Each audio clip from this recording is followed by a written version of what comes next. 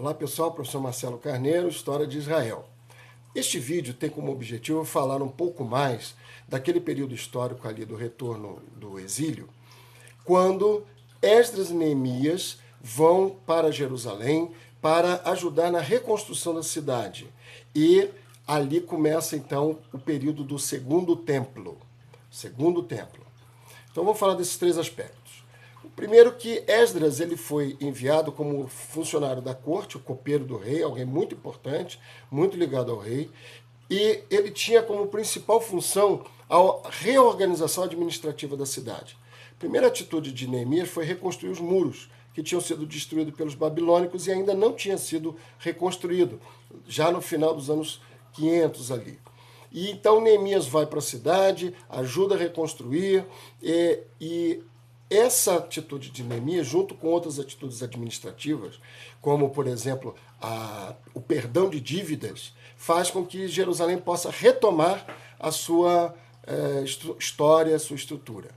Por sua vez, Esdras, quando vai, ele está mais preocupado com o aspecto sacerdotal, jurídico e religioso do povo. Então, Esdras é aquele que está preocupado em ensinar a lei de Moisés, está preocupado em ensinar os preceitos de Deus, ele está preocupado em fazer com que o povo passe a seguir realmente o princípio da vontade de Deus.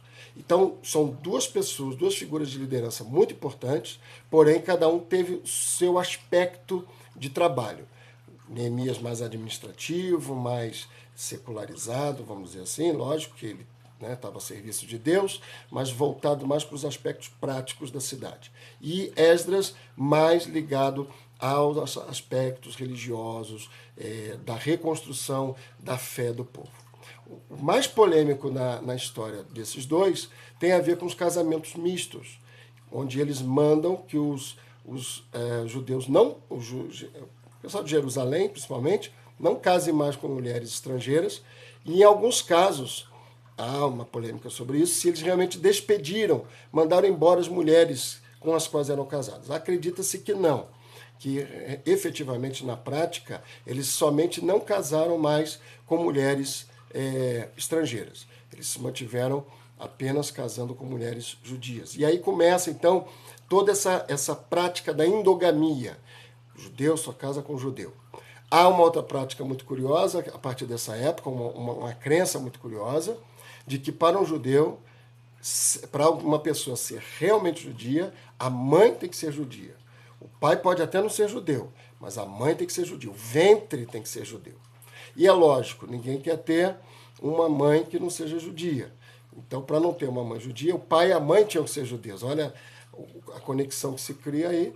E aí, é lógico, você vai ter toda essa tradição que também permanece até hoje de casamentos endogâmicos. Ou seja, dentro do grupo, não deixando muito se afastar. O terceiro aspecto que eu quero chamar a atenção é sobre o próprio Segundo Templo. O Segundo Templo foi construído por Zorobabel cerca de 520 a.C. Ele é chamado assim porque o primeiro templo, que vai de Salomão até Josias, ele foi destruído pelos babilônicos.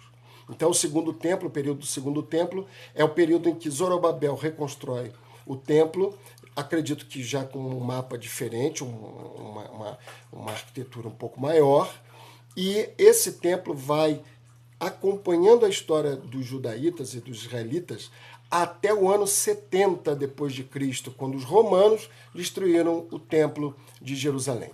Este templo destruído já não era o templo original de Zorobabel, porque Herodes o Grande, lá pelo ano 40 a.C., começou uma grande reforma, uma reconstrução em cima do templo de Zorobabel. Ele fez uma ampliação a tal ponto que o templo de Herodes era considerado uma atração turística na época, era considerado uma grande maravilha daquele período.